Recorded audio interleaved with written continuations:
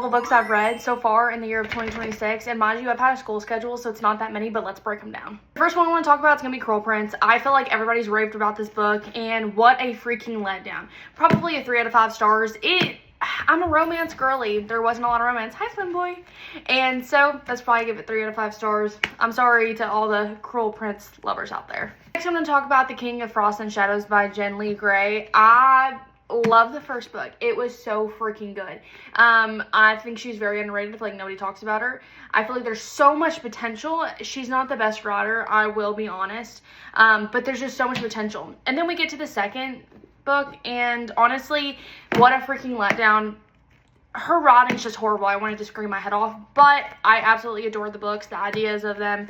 I highly recommend reading the first one. Probably leave the second one out. Don't read it. I rated it probably like a 4 out of 5 stars just because of how much potential it had.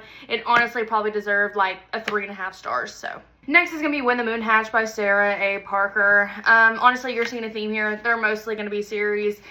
This one, I really like the first one. I was in a reading slump when I first went into it, and honestly, I got past it, and I really, really loved and adored it. This, I enjoyed the very first like half of it. When I got to the middle, I was like, oh my gosh, this is repeating itself, and then I ended up making it to the very end, and I adore the book now. So I'll probably give it a 4 out of 5 stars, the complete series. Next gonna be My Sister's Keeper.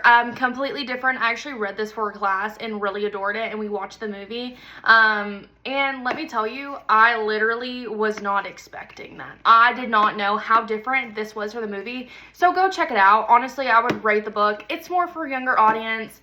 I don't know, probably a 3.5 stars. You know, it's just, if I was younger and read it, I probably would give it a 5 stars. So just take that for what you will. And I'm also a fantasy girly, so don't judge me too hard. Next one's going to be Star-Side by Alex Astor. I honestly read this because I love the Latlock series so much. I really adore it.